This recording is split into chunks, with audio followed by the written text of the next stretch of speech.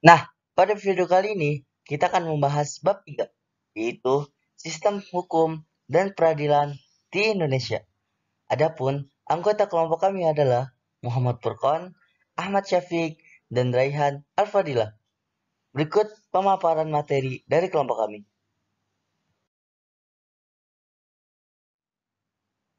Nah, yang pertama, kita akan membahas sistem hukum di Indonesia.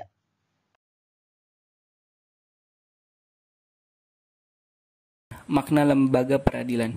Lembaga peradilan adalah alat perlengkapan negara yang bertugas dalam mempertahankan tetap tegaknya hukum. Lembaga peradilan di Indonesia diserahkan kepada Mahkamah Agung yang memegang kekuasaan kehakiman dengan tugas pokok seperti menerima, memeriksa, mengadili, dan menyelesaikan setiap perkara yang dilakukan kepadanya. Makna lembaga peradilan. Lembaga peradilan adalah alat perlengkapan negara yang bertugas dalam mempertahankan tetap tegaknya hukum. Lembaga peradilan di Indonesia diserahkan kepada Mahkamah Agung yang memegang kekuasaan kehakiman dengan tugas pokok seperti menerima, memeriksa, mengadili, dan menyelesaikan setiap perkara yang dilakukan kepadanya. Makna lembaga peradilan. Lembaga peradilan adalah alat perlengkapan negara yang bertugas dalam mempertahankan tetap tegaknya hukum. Lembaga peradilan di Indonesia diserahkan kepada Mahkamah Agung yang memegang kekuasaan kehakiman dengan tugas pokok seperti menerima, memeriksa, mengadili, dan menyelesaikan setiap perkara yang dilakukan kepadanya. Makna lembaga peradilan. Lembaga peradilan adalah alat perlengkapan negara yang bertugas dalam mempertahankan tetap tegaknya hukum. Lembaga peradilan di Indonesia diserahkan kepada Mahkamah Agung yang memegang kekuasaan kehakiman dengan tugas pokok seperti menerima, memeriksa, mengadili, dan menyelesaikan setiap perkara yang dilakukan kepadanya.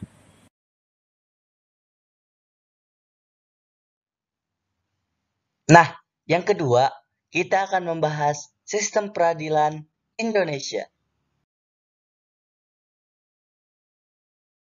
Makna lembaga peradilan. Lembaga peradilan adalah alat perlengkapan negara yang bertugas dalam mempertahankan tetap tegaknya hukum. Lembaga peradilan di Indonesia diserahkan kepada Mahkamah Agung yang memegang kekuasaan kehakiman dengan tugas pokok seperti menerima, memeriksa, mengadili, dan menyelesaikan setiap perkara yang dilakukan kepadanya. Dasar Hukum Lembaga Peradilan. 1.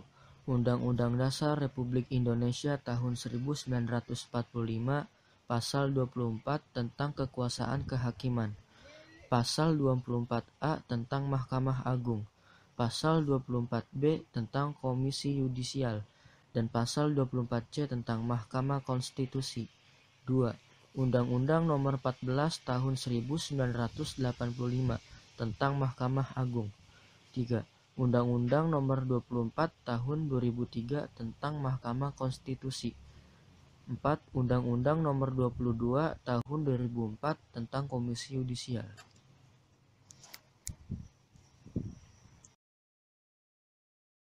Klasifikasi lembaga peradilan. 1. Lembaga peradilan di bawah MA, yaitu peradilan umum, peradilan agama, peradilan militer, peradilan tata usaha negara. 2. Mahkamah Konstitusi. Sarana bagi rakyat mencari keadilan untuk mendapatkan haknya di dalam lapangan peradilan nasional. Kompetensi sebuah lembaga peradilan yaitu yang pertama kompetensi relatif, yang kedua kompetensi absolut.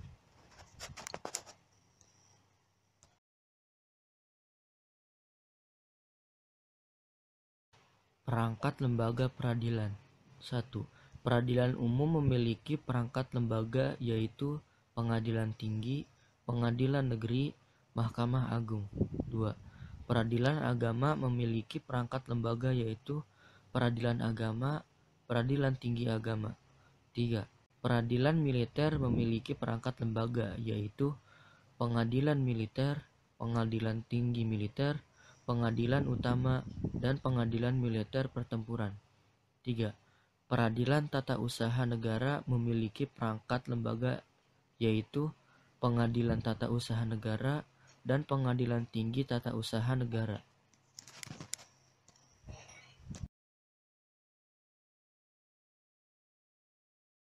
Tingkatan lembaga peradilan.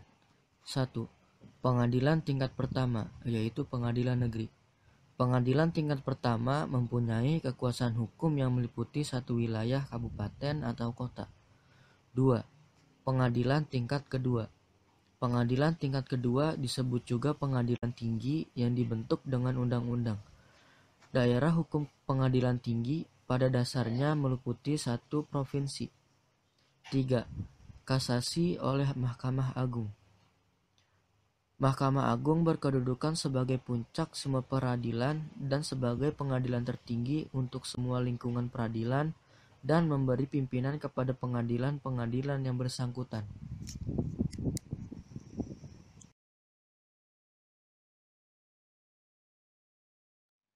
Dan yang ketiga, kita akan membahas sikap yang sesuai dengan hukum.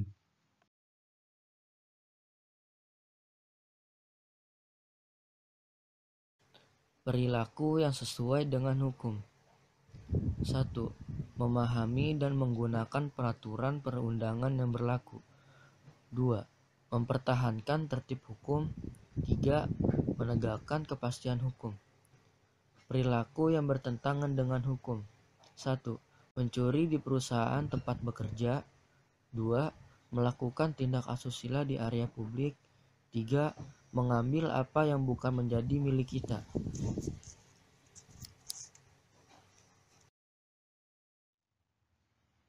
Nah, berikut contoh video kasus hukum di Indonesia. Yuk simak videonya.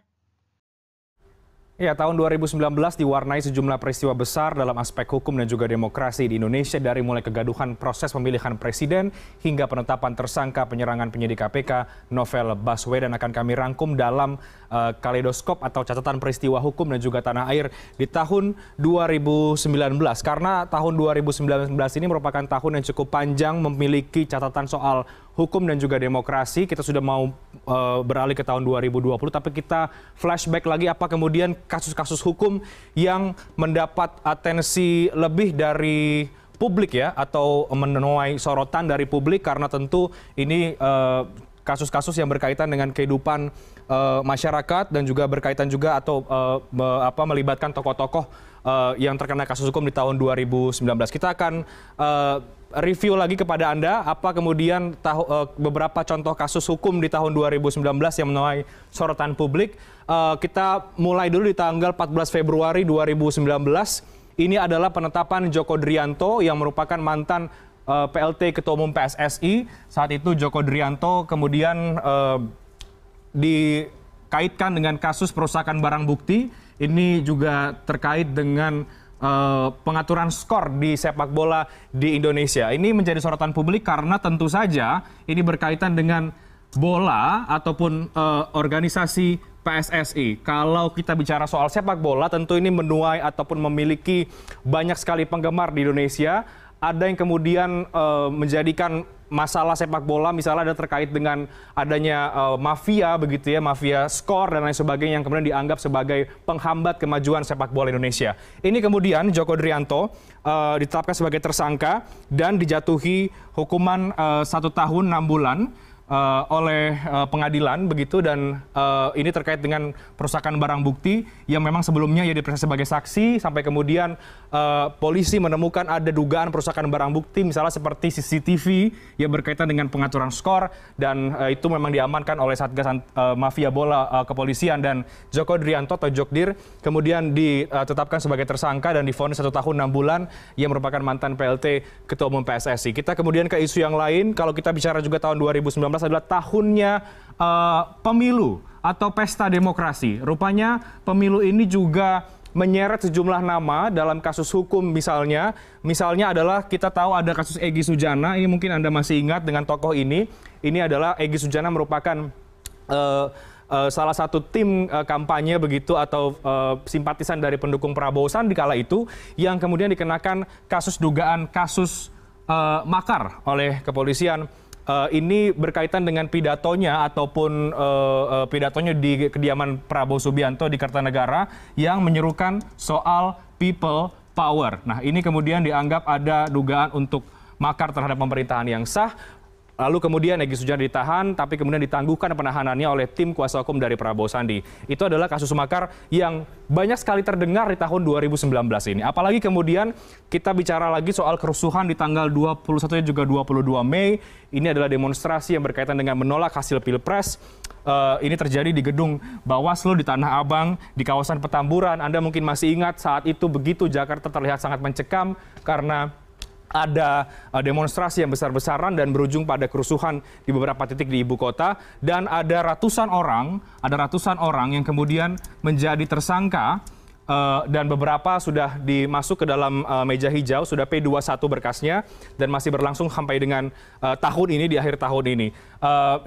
Beberapa ratusan orang tersebut kemudian ditangkap oleh pihak kepolisian karena berkaitan dengan kerusuhan, pengerusakan fasilitas umum dan lain sebagainya. Itu adalah di tanggal 21 dan juga 22 Mei yang begitu ramai saat itu. Kita coba bergeser lagi ke beberapa kasus hukum yang lain, misalnya kemudian ada di tanggal 30 Mei ketika Kiflan Zain ini ditangkap oleh pihak kepolisian, oleh Polda Metro Jaya. Kiflan Zain tentu adalah mantan Kepala Staf Komando Cadangan Strategis Angkatan Darat atau Maijen Purnawirawan Kiflan Zain yang diduga tersangka memiliki kepemilikan senjata api. Ini juga masih berkaitan sebetulnya dengan apa yang terjadi di kerusuhan di bulan Mei. Sampai saat ini juga kasusnya masih berlangsung dan belum diputuskan. Kita kemudian ke kasus yang lain. Ini sebetulnya adalah kasus yang sudah cukup lama, tapi memang di tahun 2019 ini menuai sorotan publik karena kemudian Baik Nuril ini mendapatkan amnesti dari Presiden Joko Widodo. Baik Nuril merupakan terpidana kasus pelanggaran Undang-Undang ITE yang mendapatkan amnesti dari Presiden Joko Widodo. Baik Nuril sebelumnya divonis 6 bulan penjara setelah peninjauan kembali kasus yang menjeratnya ditolak oleh Mahkamah Agung. Sebelum diberikan amnesti oleh Presiden Joko Widodo, cukup panjang sebetulnya perjalanan dari kasus Baik Nuril ini, mendapat sorotan publik yang luar biasa. Kemudian permohonan amnestinya disetujui oleh DPR, dan kemudian Presiden Jokowi menaikkan kepres begitu tentang pemberian amnesti terhadap Baik Nuril. Kemudian kita ke tanggal 1 September ketika saat itu adalah kasus pengepungan asrama mahasiswa Papua di Surabaya. Ini menjadi kasus yang cukup menuai sorotan publik karena implikasinya kemana-mana. Sampai kemudian terjadi kerusuhan dan lain sebagainya di sejumlah titik ataupun di sejumlah lokasi. Ini memantik kerusuhan di sejumlah daerah begitu. Nah, ini kemudian ada beberapa orang yang akhirnya diamankan terkait dengan kasus aktivis Papua yang ditahan ini. Kita ke kasus yang lainnya. Kemudian ini adalah yang terbaru dari perkembangan kasus Novel Baswedan. Kasus perkembangan Novel Baswedan yang polisi akhirnya menangkap 2 orang yang diduga terlibat atau sebagai pelaku penyerangan atau penyiraman air keras terhadap penyidik senior KPK Novel Baswedan. Kasus Novel memang menjadi sorotan soal hukum dalam 2 tahun terakhir karena ketika terakhir kemudian Novel diserang ya pada April 2017, banyak publik yang pesimis terhadap pengungkapan kasus ini karena berlangsung begitu lama, ada banyak tekanan publik terhadap kepolisian kepada negara untuk bisa mengungkap siapa pelaku dari penyerangan air keras terhadap Novel Baswedan. Dibentuk tim pencari fakta di bawah Kapolri saat itu Tito Karnavian, tapi kemudian tidak ada hasilnya, sampai kemudian dibentuk lagi tim teknis untuk lagi-lagi mengungkap kasus ini, sampai kemudian Presiden Joko Widodo memberikan semacam deadline kepada Polri untuk bisa mengungkap kasus ini di bulan Desember tahun 2019.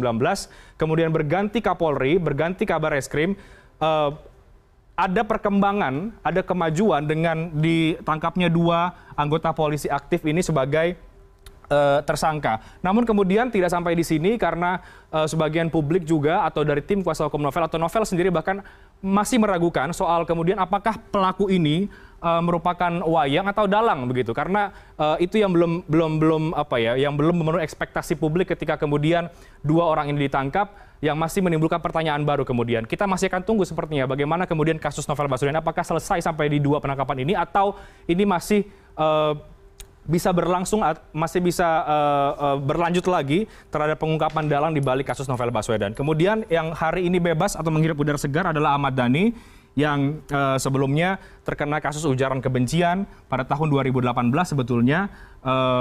ataupun ia terkena Undang-Undang ITE ketika sempat menyinggung atau mencuit tentang pendukung Basuki Cahayapurnama.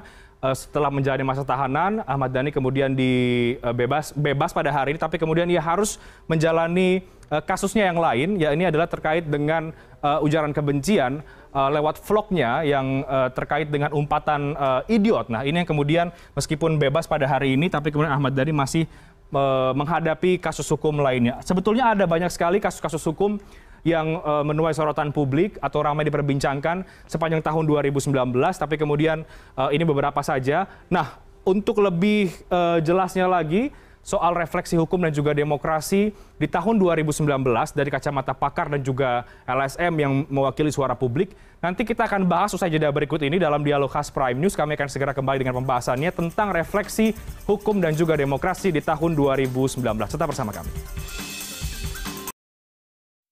Nah, mungkin sekian video presentasi dari kelompok kami. Kurang lebihnya mohon maaf. Wassalamualaikum warahmatullahi wabarakatuh.